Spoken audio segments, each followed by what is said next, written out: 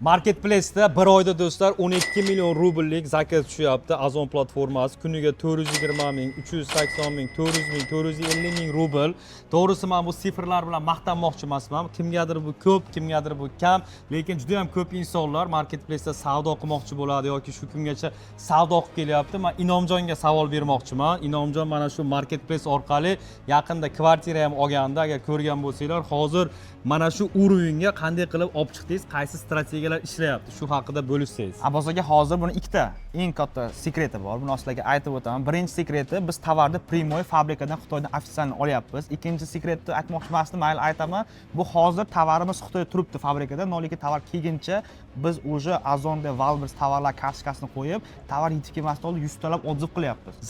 Zarani tayyorlab qo'yapmiz, to tovar kelgani bilan o'sha futbolga chiqarib yuboramiz. Bu nimaga yordam beradi endi? Bu o'sha tovarni kelishi bilan o'z zakazlar tushishiga yordam beradi. Shunaqa cho'zilib yurilmaydi. O'rtoqlar, hali bunaqa strategiyalar bizda juda ham ko'p. Bu videoni o'zlaringga saqlanib qo'yinglar. Agar ko'proq ma'lumotlarni olmoqchi bo'lsanglar, Inomjon, men, boshqa ekspertlar 9-chislov kuni bepul ochiq dars qilyapmiz. Qatnashish uchun kommentariyaga plyus tugmachasini bosinglar. Sekretniy sovg'am bor, uni ham kanalimda aytaman. Kelinglar.